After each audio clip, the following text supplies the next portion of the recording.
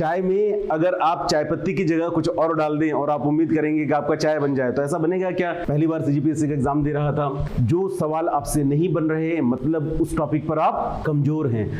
Thank you Vishnu sir. तो जैसे कि सर लोगों ने आप लोगों से बात किया कि किस तरीके से हम लोग प्रिपरेशन को कंटिन्यू करेंगे।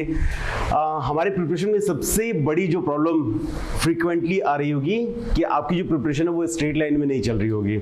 होता है ऐसा? मतलब हर दिन आपकी जो ऊर्जा है वो समान नहीं होगी। किसी दिन आपको बहुत पढ़ने का मन करेगा और किसी दिन बिल्कुल नहीं।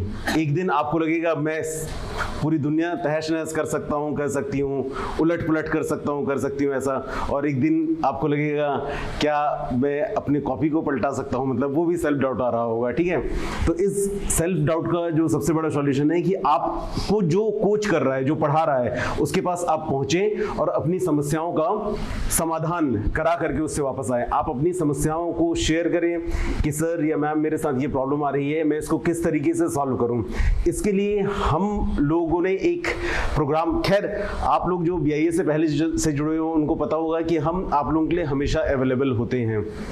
अगर हम क्लास में क्लास भी ले रहे हैं तो आप हमको मैसेज कर सकते हैं और उसके बाद जो भी सूटेबल टाइम होता है उसमें हम आपके पास अवेलेबल होते हैं कि आप आइए, हमसे बात कीजिए या आपकी जो समस्या है आप फ़ोन करिए और हम आपको वो सॉल्व कर रहे होते हैं। देखिए, इसके लिए हम लोगों ने अभी रिसेंट जो प्रोग्राम है उसमें एक सैटरडे करके डे फिक्स कर रखा है। इस दिन आप आ सकते हैं, हमसे मिल सकते हैं, एक टाइम स्लॉट ले करके 1-to-1 मेंटरशिप। इसमें हम जो टीचर्स हैं, जो हमारी लिमिटेड या जो भी एक्सपीरियंस हैं उसको लेकर के आपके साथ चर्चा कर सकते हैं, या फिर जो हमारे सेलेक्टेड कैंडिडेट्स हैं, जैसे आज राहुल सर आपके साथ हैं, बात करने के लिए कि उनका क्या अनुभव रहा तैयारी के दौरान, तैयारी के बाद, इस तरीके से तो आपके काम आएगा।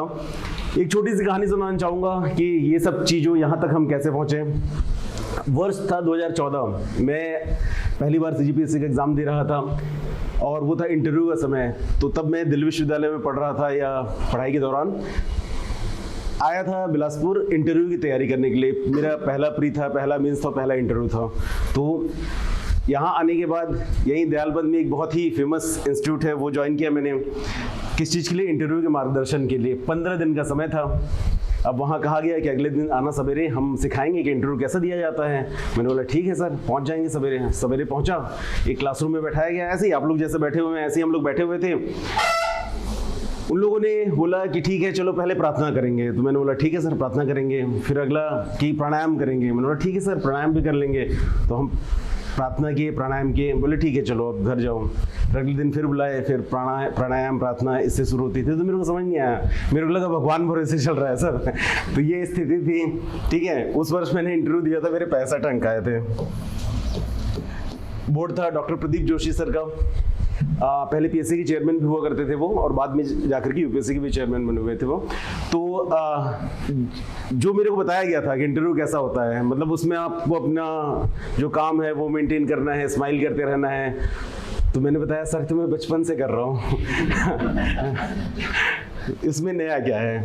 उन्होंने बताया नहीं कि आपको अपना डैफ तैयार करना है। डैफ क्या होता है? Detailed application form.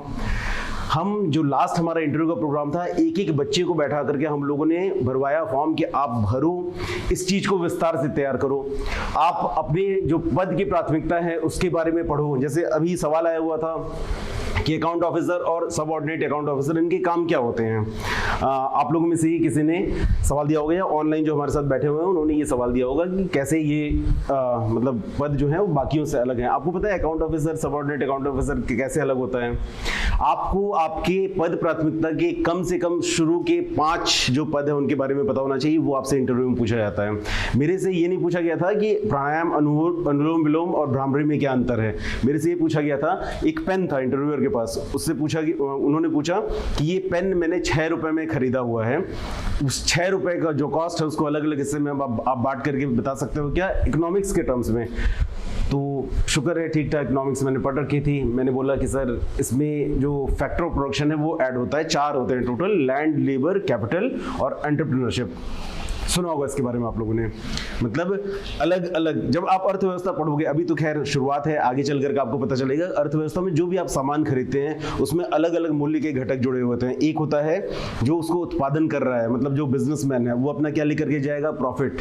रेंट मतलब जो किराया है, कौन जो जगह दे के रखा हुआ है वो उससे कुछ किराया लेगा।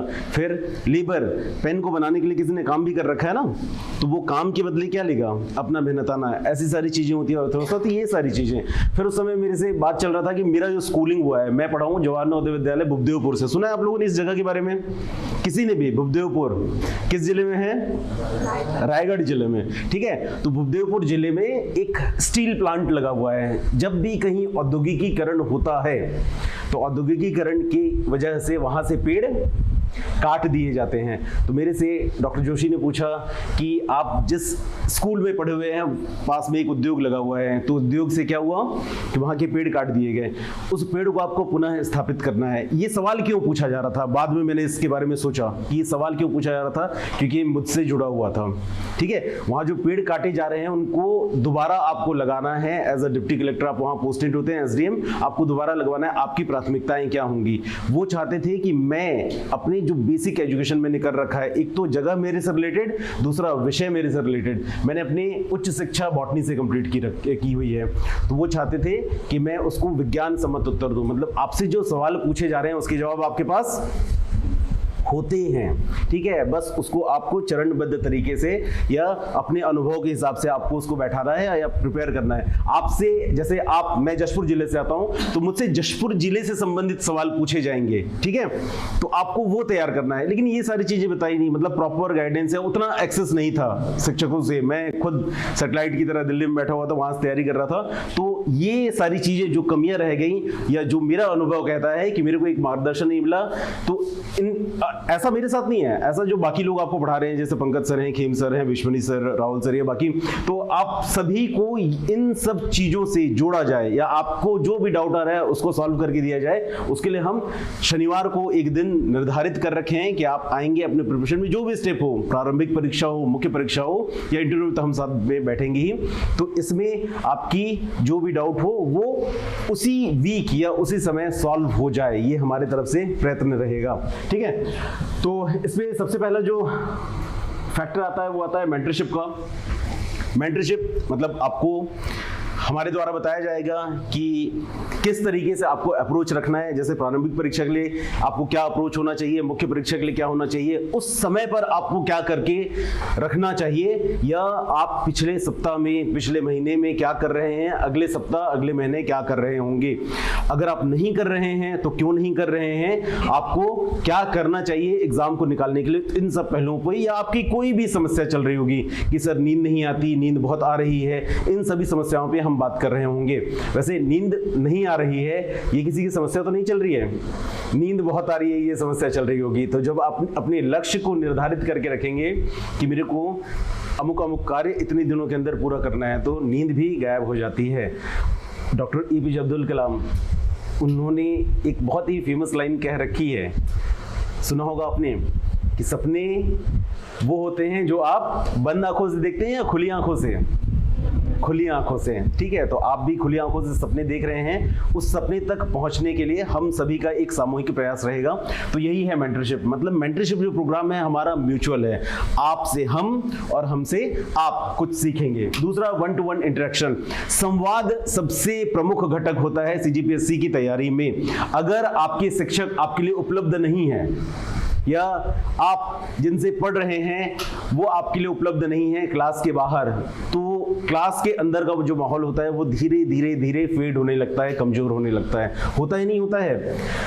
आपको अगर कोई समस्याएं हैं, कोई टॉपिक, कोई विषय समझ नहीं आया, आप किसी और से पूछें तो शायद फिर से एक नया दौर शुरू हो जाता है समझने समझाने का। लेकिन आपको जिसने पहली बार में समझाया है आप उसी से पूछते हैं, तो जो पोर्शन रह जाता है वो आप क्लास के बाहर समझ लेते हो, ठीक है। तो 1-to-1 इंटरेक्शन इस तरीके से आपको हेल्प करेगा। फैकल्टी, सेलेक्टेड कैंडिडेट, एक्सपीरियंस और गाइडेंस।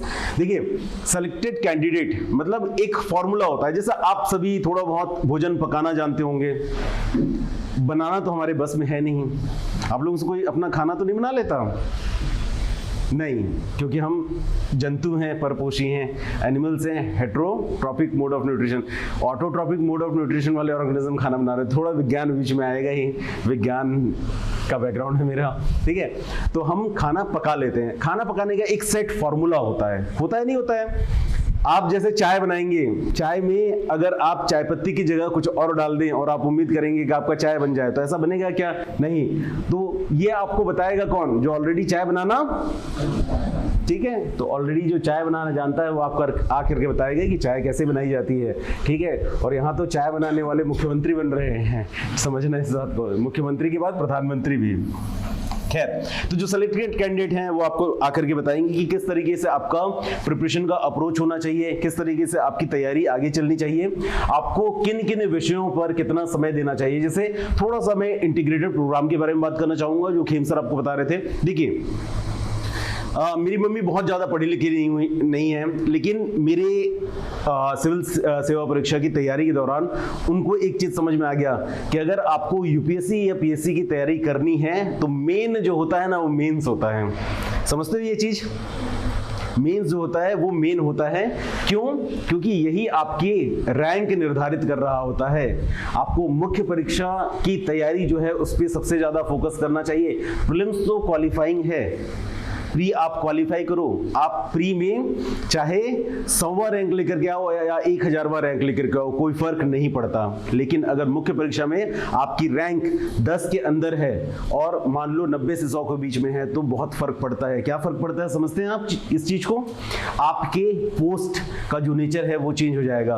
अगर आप 90 से 100 के बीच हैं तो शायद आप नायब तहसीलदार जैसे पदों पर जा रहे होंगे, लेकिन वहीं आप अगर शुरुआती 10 में हैं तो आप डिप्टी कलेक्टर जैसे पदों पर जा रहे होंगे। ये पता है ना आप सभी को कि आपके पद का जो अलॉटमेंट है वो आपके रैंक के हिसाब से होता है। इसके लिए आपकी जो फोकस होनी चाहिए या आपकी शुरुआत होनी चाहिए प्रिपरेशन की, वो किस पे फोकस होनी चाहिए? मेंस के एग्जाम पर। और ये एक इंटीग्रेटेड वे में चलता है, ठीक है। आप पहले मुख्य परीक्षा की तैयारी कीजिए। मुख्य परीक्षा की तैयारी करते करते आपकी जो प्रारंभिक परीक्षा है, प्रीलिम्स है, उसके मैक्सिमम पोर्शन आपके तैयार हो जाते हैं। बचता क्या है?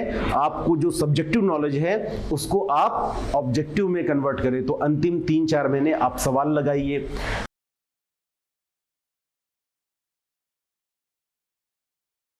उन टॉपिक का आप रिवीजन कीजिए, ऑब्जेक्टिव वे में पढ़िए और धीरे धीरे टेस्ट सीरीज और जो बोलते हैं ना एमसीक्यू लगाना, उसके साथ साथ आप फरवरी आते आते तक आपकी प्रारंभिक परीक्षा इतनी तैयार हो जाती है कि आप बहुत सेफली प्रारंभिक परीक्षा क्लियर कर लेते हैं। उसके बाद आता है मुख्य परीक्षा का दौर, 3 से 4 महीने का समय।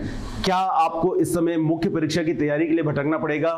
नहीं, आपका मुख्य परीक्षा तैयार है। आप एक टेस्ट सीरीज ज्वाइन करेंगे, आप उत्तर लिखना शुरू करेंगे। क्या आपको कंटेंट डेवलप करना पड़ेगा? नहीं। क्यों? आपने पहले ही विकसित कर लिया है। लेकिन ये जो समस्या है ना कि अगर आपने पहले विकसित नहीं किया, तो कई लोग आ रहे होंगे आपके पास, बोल रहे होंगे सर मैंने प्री तो कंफर्टेबली क्वालिफाई कर लिया क्योंकि मेरी बहुत अच्छी तैयारी थी, लेकिन मेंस के लिए मैं क्या करूं? कुछ नहीं कर सकते आप 4 महीने के समय पे। मतलब अगर आप बहुत ही ज्यादा मेहनत करेंगे तो थोड़ा बहुत कुछ हो सकता है, लेकिन फिर उस पे जो इनपुट और आउटपुट का जो रेशियो होगा वो थोड़ा सा खराब हो जाएगा। तो आपको प्रारंभिक परीक्षा से पहले ही अपनी मुख्य परीक्षा की तैयारी कर लेनी चाहिए। और जो मार्केट में मिसनोमर फैला हुआ है ना, यही बच्चों को बरगला रहा है कि आपको प्री अलग से तैयार करना है, मेंस अलग से तैयार करना है। मतलब आप जब प्री की तैयारी कर रहे होंगे तो आपका आर्टिकल 76 या 74 है वो चेंज हो जाता है क्या? या मुख्य परीक्षा में भी सेम रहता है? सेम रहता है। संविधान के अगर अनुच्छेद कुछ प्रारंभिक परीक्षा में, तो मुख्य परीक्षा में भी वही रहेंगे। आपको तैयारी साथ में करना है, बस उसका एप्लीकेशन सीखना है कि जब मेरे से एमसीक्यू में ये सवाल पूछा जाएगा, बहुविकल्पीय प्रश्न में ये जब सवाल पूछा जाएगा तो मेरा उत्तर क्या होगा, और जब मैं उसको लिख रहा हूँ तो मेरा अप्रोच क्या होगा। ठीक है, तो इन सब चीजों के बारे में हम आपसे बात करेंगे। और इसके अलावा आपको कभी भी कोई समस्या होगी तो आप हमसे सीधे आकर के बात कर सकते हैं, या आप ऑफिस में आकर के बात कर सकते हैं हमसे, या शनिवार का जो दिन होगा उससे पहले आप अपना टाइम स्लॉट बुक कर सकते हैं, या हमसे बात कर सकते हैं सर हम अमुक अमुक तिथि को आपसे मिलना चाहते हैं, हमारी कुछ समस्याएं हैं उसके बारे में हम चर्चा करेंगे। आप आइए, हमसे बात कीजिए, हमेशा आपका स्वागत है। ऐसा नहीं कि आपको उसके लिए हमारी संस्था से जुड़ना होगा। आप अगर ऑनलाइन देख रहे हैं, नहीं भी जुड़े हुए हैं, आप चाहते हैं कि हमसे कुछ बात करना, तो आप बेशक आ सकते हैं और हमसे बातें कर सकते हैं। ठीक है, अभी आप लोगों की कोई समस्या, कोई डाउट प्रिपरेशन से संबंधित नहीं? चलिए, तो इतना ही आपका समय लूंगा।